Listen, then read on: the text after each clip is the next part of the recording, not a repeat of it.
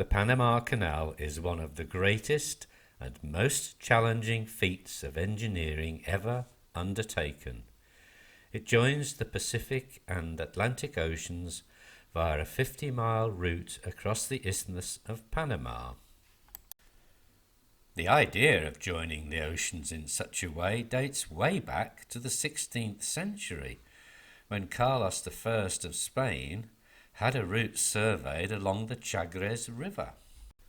In 1880, a French team under Ferdinand de Lesseps of Suez Canal fame began construction of a sea-level canal.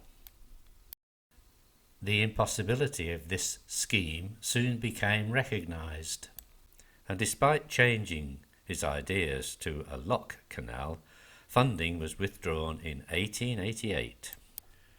At the beginning of the 20th century, America was beginning to take an expansionist role in the world, and under Roosevelt, the French assets were purchased for $40 million.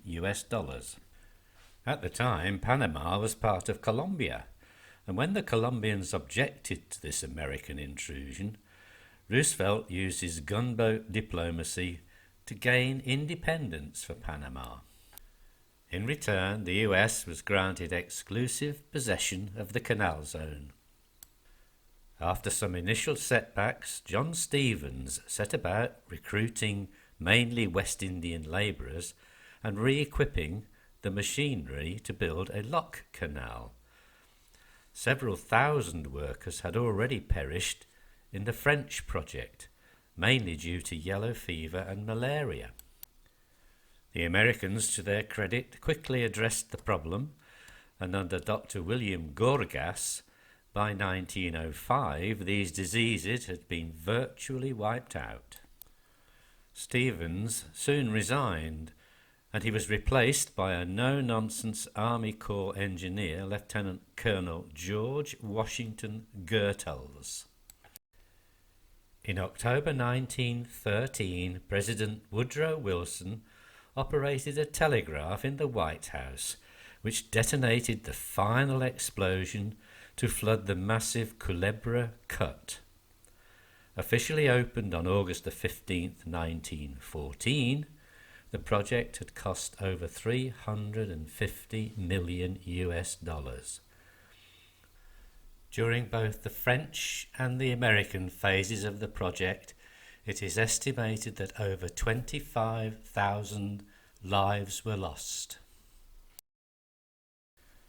The Pacific end of the canal is at Miraflores, where the visitor centre houses a museum detailing the building of the canal. A selection of photographs and models reveals the sheer scale of the undertaking.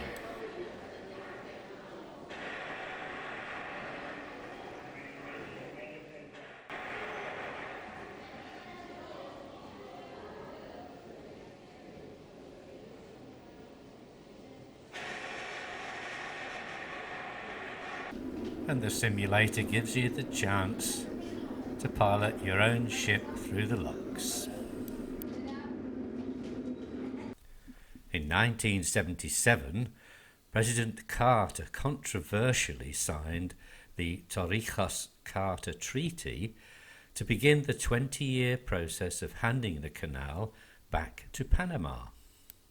Amid great celebrations, on December 31st, 1999, Panama did indeed take back sovereignty of the canal zone, though the canal itself is technically neutral territory open equally to all nations.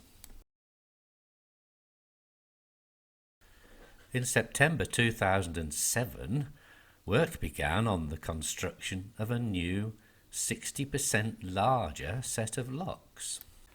Less than 9 years later, the expansion was inaugurated with the passage of the aptly named COSCO Shipping Panama. So here we are, alongside the original Miraflores locks. The expansion locks are there across the fields, but sadly nothing is today in transit. The locks, called esclusas in Spanish, raise ships by 26 metres to get them from sea level to that of the Gatun Lake. In the mornings, the locks operate in this direction, and in the afternoons in the opposite direction. Although called a canal, it really only has channels at each end, the vast centre portion being formed by the massive man-made Gatun Lake, which was formed by damming the Chagres River. As you might imagine, passing through these locks has to be managed with great care. So I'll show you what happens at 4 times normal speed.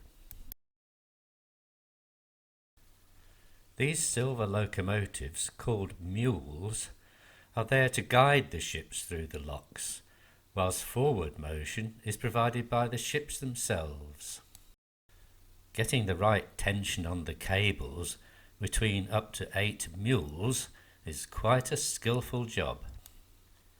In the first quarter of 2018, almost 7,400 ships used the canal, and full year 2018 revenue totaled a staggering $3.17 billion.